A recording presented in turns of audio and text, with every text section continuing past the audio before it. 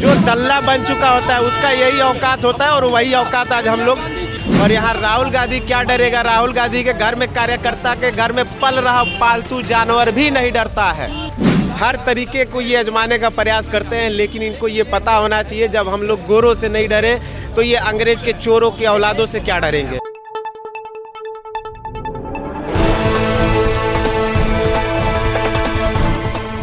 बाहर जैसे आप लोगों ने काली पोता, इस पे क्या? देखिए, कहना कुछ नहीं है, जिसका कोई स्वरूप नहीं होता है ना, जो दल्ला बन चुका होता है उसका यही औकात होता है और वही औकात आज हम लोग। दल्ला ही है। जब एक बात बताइए, अभी 11 तारीख को जो राहुल गांधी का जो प्रोग्राम हुआ गुजरात में हम लोग किए, जो संविधान बैठक था, अधिवेशन था, उसके दूसरे ही दिन समन भेजा जाता है। इसका क्या तात्पर्य है? और यहाँ राहुल गांधी क्या डरेगा? राहुल गांधी के घर में कार्यकर्ता के घर में पल रहा पालतू जानवर भी नहीं डरता है ना। तो ये बार बार जो ये किया जाता है, डराने का काम किया जाता है, उससे कोई फर्क नहीं पड़ता है। और कांग्रेस का हर कार्यकर्ता यहाँ मजबूत है और मजबूती के साथ खड़ा है अपने नेता के साथ। और जिनका जो औकात होता है उसको दिखाना भी लाजमी। यही औकात बचा हुआ है हम लोगों की नज़र में, या जनता की नज़र में यही रूप बचा हुआ है। कांग्रेस पार्टी की जब सरकार थी तब ईडी नहीं था क्या? ईडी था, लेकिन ईडी के अंदर हस्तक्षेप नहीं था।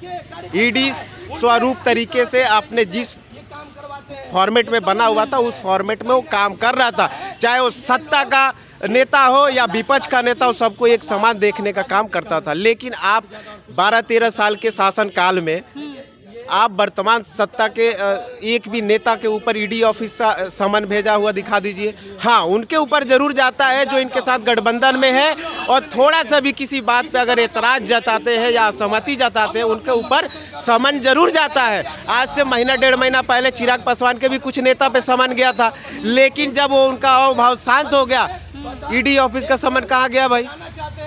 तो ये चीज़ नहीं होना चाहिए। किसी का आवाज़ को नहीं दबाना चाहिए।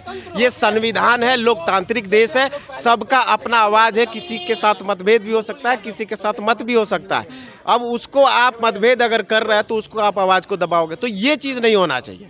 और इसी कारण की वजह से आज हम लोग ये करने पे मजबूर हुए। देखिए, विधानसभा चुनाव नजदीक में है, तो इसको लेके तो नहीं जानबूझ के विपक्षी पार्टी कर रही है? देखिए, जब चुनाव आता है या जब मोदी के ऊपर डर बना रहता है, तब ईडी का समन हो या सीबीआई का हो या हर चीज़ का उपयोग ये लोग करते हैं। साम दाम दंड भेद हर तरीके को ये आजमाने का प्रयास करते हैं, लेकिन इनको ये पता होना चाहिए जब हम लोग गोरों से नहीं डरे तो ये अंग्रेज के चोरों की औलादों से क्या डरेंगे। उनके संविदा पे जीने वाले लोग के ही वंशज है वो, है ना। तो उनके लोगों से हम लोग क्या डरेंगे जब हम लोग गोरों से नहीं डरे?